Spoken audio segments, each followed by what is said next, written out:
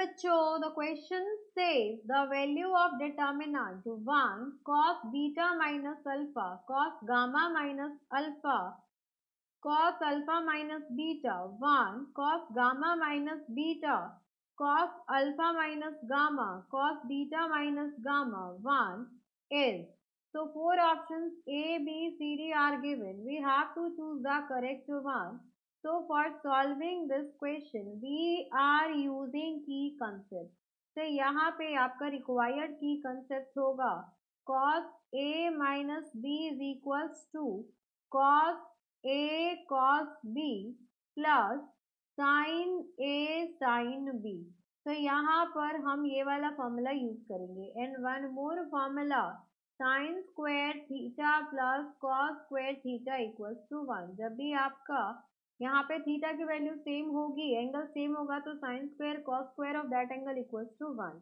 And next one more property, value of determinant equals to 0 when any row और column, कोई भी रो या column आपका क्या हो जाए, व्हेन एनी रो और कॉलम इज इक्वल टू 0। अब यहाँ पे देखिए, यहाँ पर पूरी कंप्लीट रो को पूरी कंप्लीट कॉलम अगर 0 हो जाती है तो उस केस में डिटर्मिनेंट 0 होगा। अब यहाँ पर आपके पास गिवन डिटर्मिनेंट है 1 cos अल्फा माइनस बीटा, तो ये हो गया मेरे पास alpha minus beta and this is cos, ये गिवन है मुझे alpha minus gamma, so this is alpha minus gamma. Then next हमें गिवन है cos of beta minus alpha and next beta minus alpha, then 1 cos of beta minus gamma, then beta minus gamma हो गया। Then next है आपके पास cos of gamma minus alpha and यहाँ पे हो जाएगा आपके पास cos of this is gamma minus beta, तो ये हो गया मेरे पास गामा माइनस बीटा और यहाँ पर वैल्यू आ गई आपके पास 1।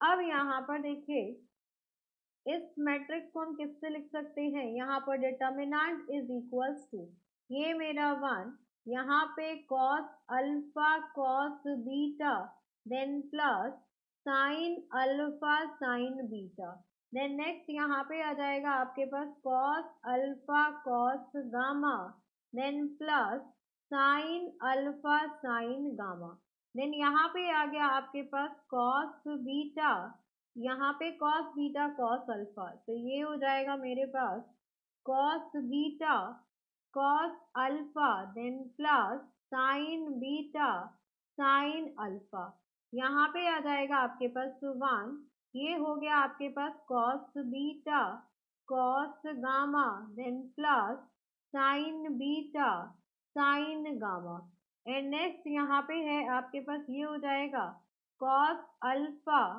cos gamma cos alpha plus sine alpha sine gamma, then next यहाँ पे हो जाएगा आपके पास cos gamma cos beta plus sine gamma sine beta और ये वैल्यू हो जाएगी आपके पास 1।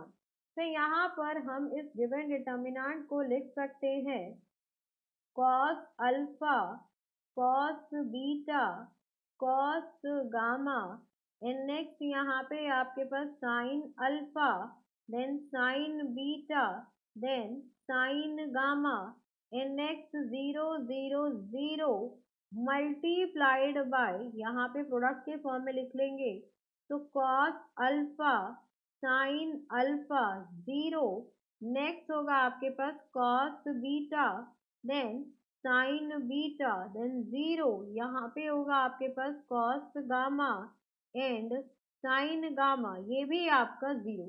अब जब आप यहाँ पे प्रोडक्ट करेंगे इसका रो, यहाँ पे ये पूरी रो जो है इस पूरी कॉलम से मल्टीप्लाई होगा तो सेम वैल्यूज आ जाएंगी।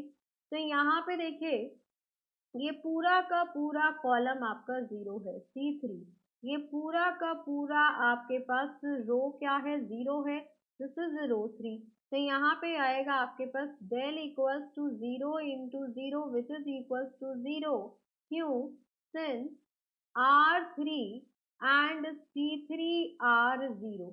Therefore, value of given determinant equals to 0. This is our required answer.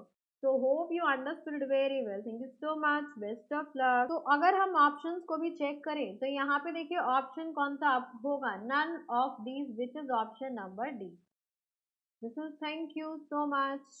तो यहाँ मुझे एक कॉलम और एक रो 0 दिख गया, तो यहाँ से आ जाएगा आपके पास determinant equals to 0 into 0 which is equals to 0. ये 0 क्यों हुआ?